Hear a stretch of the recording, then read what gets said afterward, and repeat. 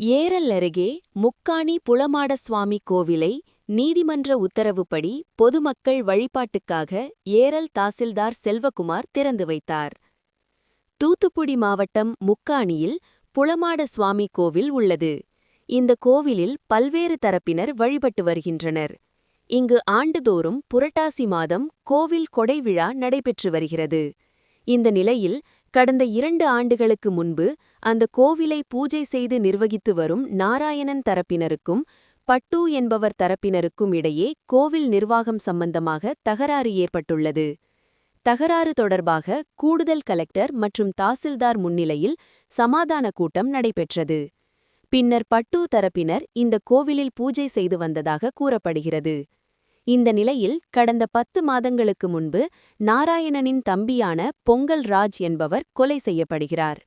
இதனைத் தொடர்ந்து கோவிலை யாரும் திறக்கக்கூடாது என கோவில் பூட்டப்பட்டுள்ளது.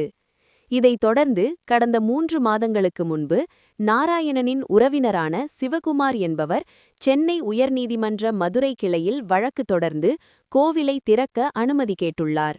அப்போது கோவிலை திறந்து வழிபாடு செய்து கொள்ளுங்கள், கொடை நடத்துவது பற்றி உங்களுக்குள் பேசி தீர்த்து கொள்ளுங்கள் என அறிவுறுத்தியுள்ளது.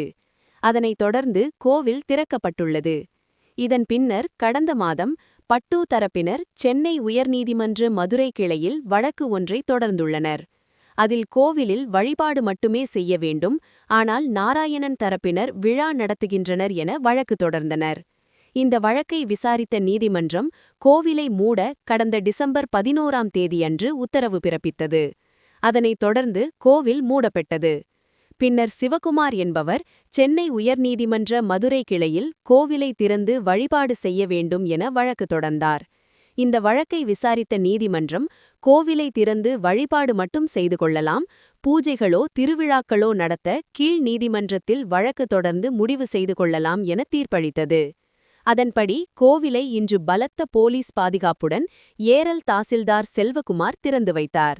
இதில் ஆத்தூர் போலீஸ் இன்ஸ்பெக்டர் பிரபாகரன், முக்காணி கிராம நிர்வாக அதிகாரி முத்து உட்பட கோவில் நிர்வாகிகள், பொதுமக்கள் உடனிருந்தனர்.